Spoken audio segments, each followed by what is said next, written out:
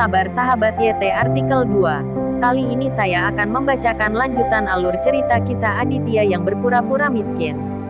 Tapi, sebelum mendengarkan kisah ceritanya, silahkan cari posisi yang nyaman dan jauhi keramaian. Dan jangan lupa pasang headsetnya. Dan inilah alur cerita kisah Aditya anak bos besar yang berpura-pura miskin. Episode 167. Kisah Aditya anak bos besar yang berpura-pura culun. Melihat Dahlia ada di sini, Aditya tidak bisa menahan perasaan pusing. Jika saya benar-benar tidak ingin melihat siapapun yang melompat di depan saya, Aditya juga patuh. Lihat, Aditya dan kakakmu sudah kembali. Dahlia berkata dengan penuh semangat kepada Anjani, menunjuk ke arah kembalinya Aditya dan Farah. Alasan mengapa dia sangat bersemangat sepenuhnya karena villa dengan pemandangan laut memiliki terlalu banyak godaan untuk Dahlia. Dahlia ingin hidup dalam mimpinya, dan dia sangat penasaran sekarang, seperti apa interior villa ini. Jadi dia tidak bisa menunggu. Dia membawa Anjani, dan datang ke sini lebih awal untuk menunggu Aditya dan Farah. Anjani juga sangat ingin tahu. Dia juga ingin melihat seperti apa villa Aditya dan Farah. Dan dia juga bermimpi tinggal di tempat yang begitu mewah untuk dinikmati sementara waktu. Menantuku, Farah, kalian kembali. Hehe, hehe. Dahlia tidak tersenyum dan meremas senyum. Dia tertawa begitu kaku. Melihat Dahlia seperti ini, Aditya benar-benar menjengkelkan baginya. Dia sangat mengagumi wajah Dahlia. Mengapa begitu tebal? Namun, karena Farah, Aditya tidak mengatakan apa-apa saat ini. Dan bahkan tidak melihat Dahlia. Dahlia tidak buta. Tentu saja dia dapat melihat bahwa Aditya tidak ingin melihatnya lagi. Tetapi dia tidak merasa malu. Bagaimanapun, selama dia bisa tinggal di villa tanpa malu-malu, semuanya bisa dikatakan. Selama dia masuk, Aditya pasti tidak ingin mengusirnya lagi. Inilah yang telah direncanakan Dahlia sejak lama. Tentu saja, Aditya juga memahami niat Dahlia. Dia benar-benar cukup menjengkelkan sekarang. Bu, Anjani, kenapa kamu di sini? Farah benar-benar terkejut, menatap Dahlia dan Anjani dan bertanya, hehe, aku tidak bisa melakukannya jika aku tidak datang. Ibu sangat gugup sekarang, dan aku tidak bisa tidur nyenyak di rumah yang rusak itu. Aku harus pindah hari ini. Dahlia tertawa, mengira itu tentu saja baginya untuk pindah ke sini. Ya, saudari.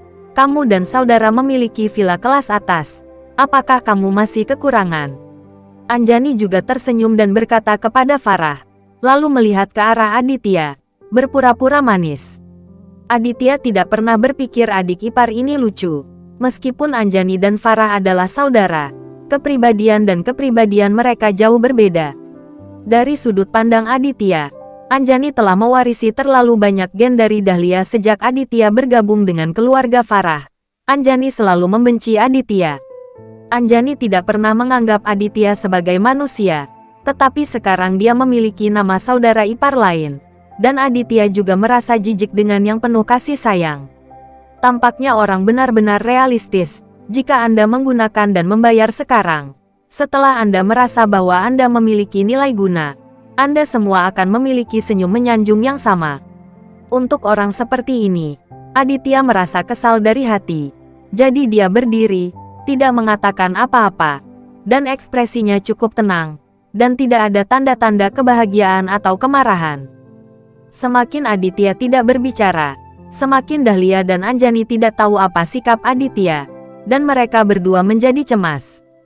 Pada akhirnya, Anjani tidak bisa menahan diri lagi.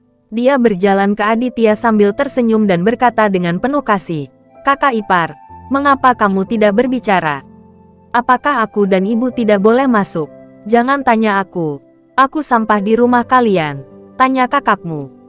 Aditya menertawakan dirinya sendiri dan berkata kepada Anjani suam-suam kuku, membuat Anjani tersipu. Kata-kata Aditya saat ini seperti paku, menusuknya cukup keras. Karena Anjani selalu menyebut Aditya sampah, dan sekarang dia harus berdiskusi dengan suara rendah di depan, sampah, yang benar-benar ironis. Hihi, saudara ipar, jangan katakan itu, kamu tidak sia-sia. Sekarang kamu adalah pria yang kuat di keluarga kami. Anjani tersenyum dan berkata kepada Aditya. Aditya bertindak seolah-olah dia tidak mendengar apa-apa, dan berdiri di samping, menunggu Farah memutuskan. Bagaimanapun, ini adalah ibu dan saudara perempuan Farah. Bahkan jika Aditya tidak ingin melihat mereka lagi, dia tidak ingin terlalu mempermalukan istrinya. Aditya, bagaimana menurutmu? Farah bertanya kepada Aditya dengan ragu. Dia sangat malu. Aditya sudah melihat jawaban dari ekspresi Farah. Farah tidak tahan membiarkan ibu dan saudara perempuannya keluar. Aditya sangat menyayangi istrinya. Memikirkan istrinya yang malu, Aditya masih tidak tahan. Farah, kamu bisa mengambil keputusan. Aku setuju dengan apapun yang kamu lakukan.